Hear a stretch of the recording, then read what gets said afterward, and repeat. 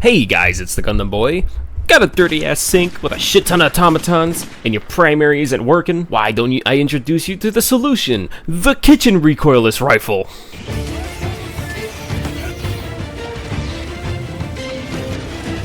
Freedom forever! On my position. Taste of democracy!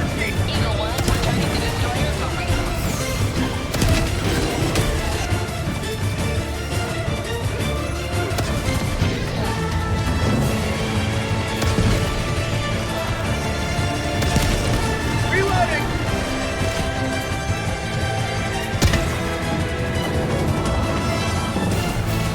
It's a democracy!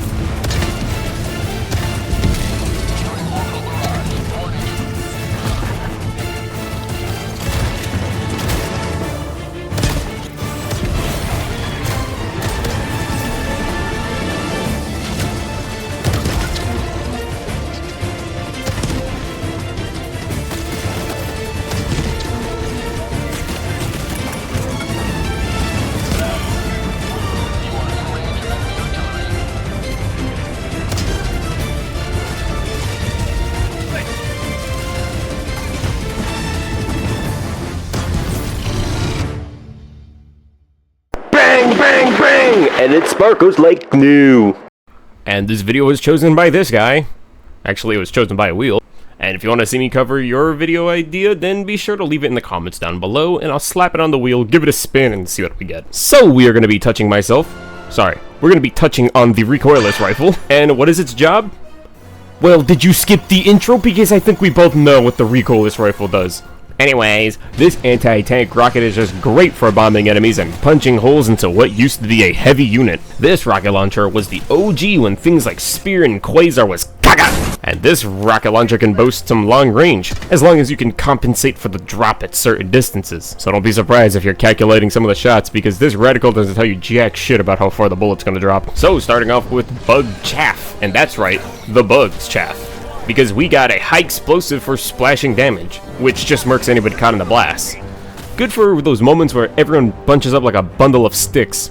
You know, like a fat. Watch it glory as it bombs this bug group to high hell. Though it lacks the splash range like a certain group wiper, this is a great utility add-on for this rocket launcher, because initially this was not here. And against this charger, aka the burning lump of flesh, the RR is just great at slapping them with insta-death. And shooting them on any side can do tons of damage, leading them either just bleeding out or just dropping dead. And the RR is great for knocking out impalers when you can spot them with their tentacles down. If it's guard up, you might want to just aim for the leg and give it a coating of shrapnel, lightly seasoned with lead.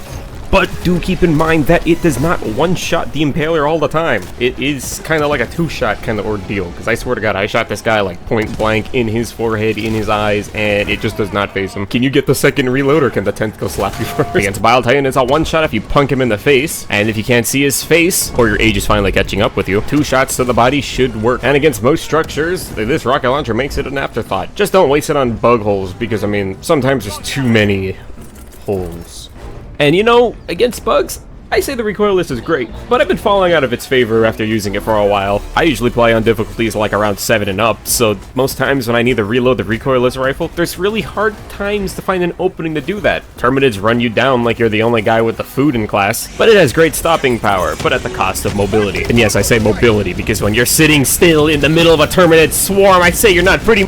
And against the bots, it's a fuck you! Because this weapon makes any heavy unit out there just a pile of dust. Hulks are dead and it doesn't matter, just shoot them at any spot because this Dreadnought wannabe isn't as tanky as you think he is. And this recoilless cripples most things, and if you shoot the Hulk in the leg, unlike other support weapons, it just kills them anyways. Tanks, they're also dead, sinking this into the top turret just can doom it, and base turrets also have the same treatment. Any other variants of the tanks are also screwed, just getting shot in the head since they have weaker head turrets is just even more death. They go into the negatives, they super die. And they die going to super hell. And on missions when you go up against command bunkers, this is the only rocket launcher, other than the Spear, that can just sink like a couple of shots into it and be done. You don't even have to get close to the base. You can snipe this thing beyond range and just wait at the horizon to see if the smoke comes up to see if they died. And against gunships, this is a one-shot, and it has no problem, but predicting the movement of them can be tough for newcomers, because look at that. And fabricators, yeah, they're done. When it comes to dealing against factory striders, having 4 people with recoilless rifle is considered overkill. If you don't want to sink too many shots into it, you can always aim for its side panel and shoot the big ol' heart of the machine. They'll kill it without having too much problems, other than having to flank it. So make sure you have a pocket girlfriend that'll run into the line of fire to distract it while you get the shot for your recording.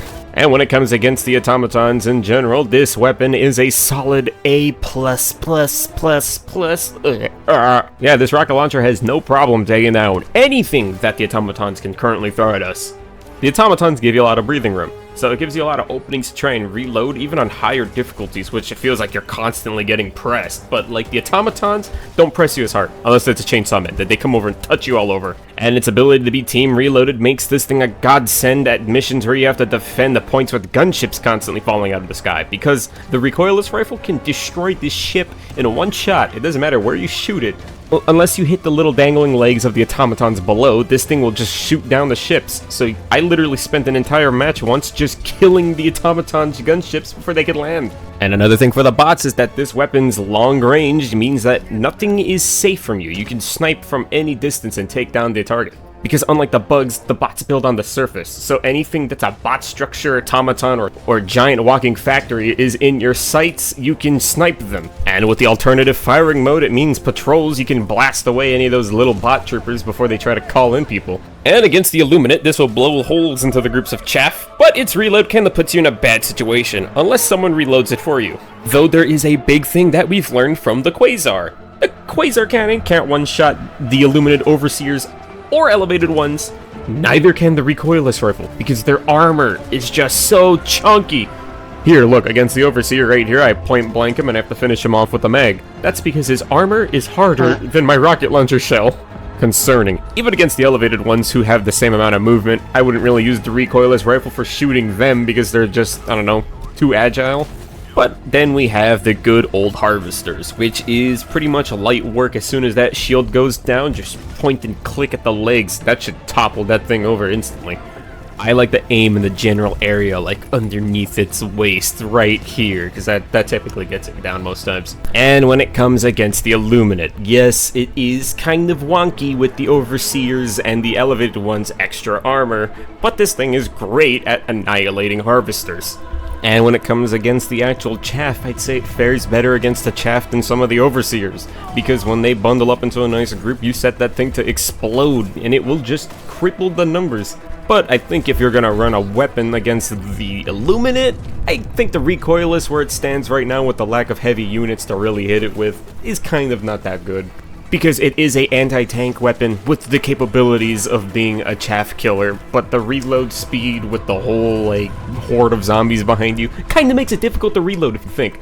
But that's the end of the video. But, divers, I have only one thing to show you.